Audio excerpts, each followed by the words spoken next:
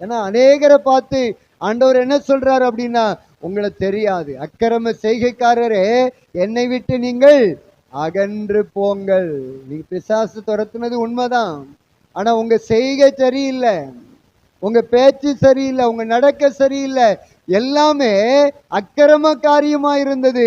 ஆகையினாலே உங்களை தெரியாது, நீங்க அகன்று போங்க அப்படின்னு சொல்றார். பாருங்க எவ்வளவு பரிதாபமான ஒரு சூழ்நிலை.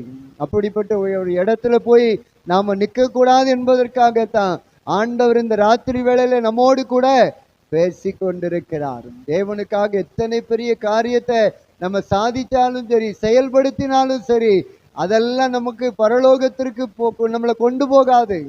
அதெல்லாம் பரலோகத்திற்கு போன பிற்பாடு நமக்கு பலன்களை கொடுக்கும்.